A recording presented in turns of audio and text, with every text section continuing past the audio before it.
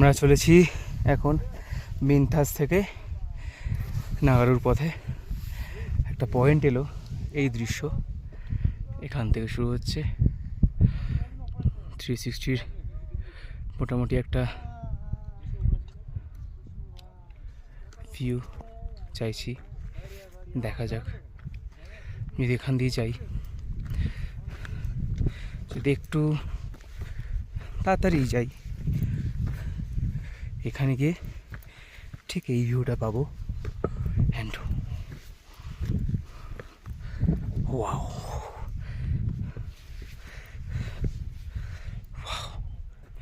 Nice. ওপাশটা ধরাধার range, and আমাদের ওপরে একদম টপে যেতে হবে আজ। এই ভিউ, এই ভিউ।